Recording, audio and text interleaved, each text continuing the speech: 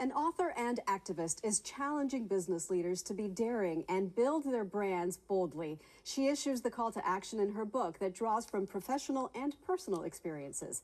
And Dr. Kimberly McGlonn is here with more on Build It Boldly. Welcome. It's so nice to have you. Thank you for having me. Happy to be here. Thank you so much. All right, so you say business as usual is not what we should be thinking. What should we be doing instead? I think, and I've been really doing a lot of research, both in my personal journey, my professional journey, and really distilling what the moment needs in terms of urgencies. And it's really clear that we have to reorient our commitments to the common good. So thinking about how our businesses can serve the neighborhoods that we come from, the communities where we work and where we play, and the planet. That this is the new kind of, I think, currency that business leaders have to own.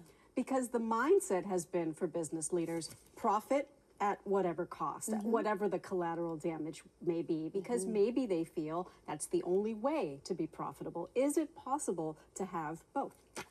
It is. I mean, there's a growing number of business leaders who are thinking about the pursuit of people and thinking about people and the planet as they go after what, you know, our economy demands, which is profit, and that there is a sustainable approach to doing that.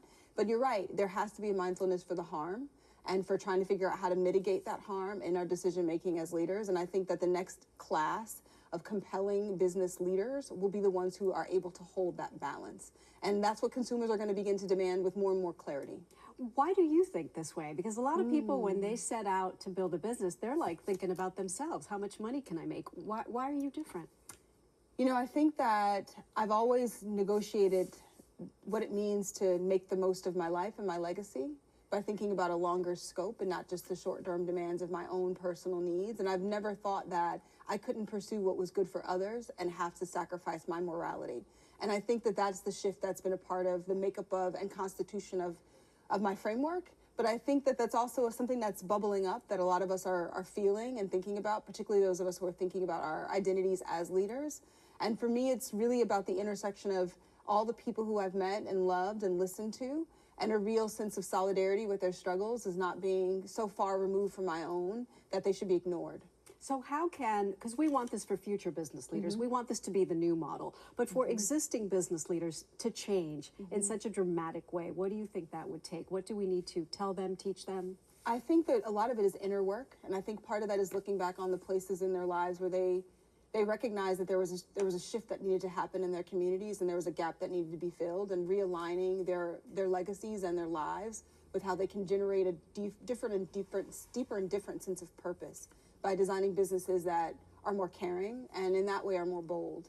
And I think that part of that is a real recognition that we have power and we have agency as business leaders, and that our businesses can be incredible forces for good.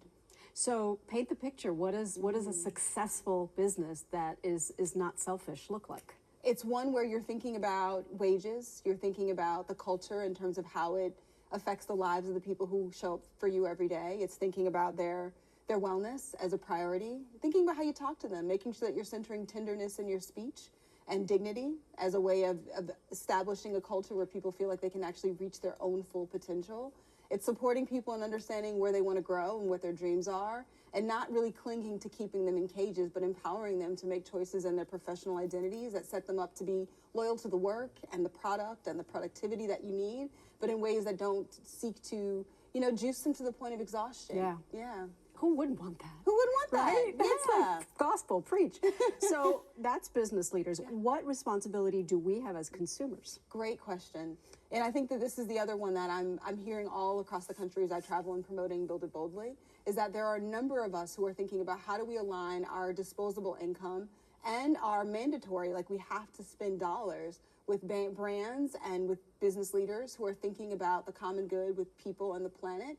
And I think that that's going to be the new call to action for every business in this country, is to think differently about how they are not, you know, greenwashing their approaches, but being really transparent about how they're thinking about their communities and caring for their communities, whether it's through a donation that they give with every purchase or how they partner with nonprofits in their local ecosystems to deliver on the promise of doing good together. And I think that there are more and more consumers who are beginning to really demand that. And I think that's a really exciting thing. Thank you so much. You're Loved so having welcome. you. Thank you, Doctor. And Build It Boldly is out now.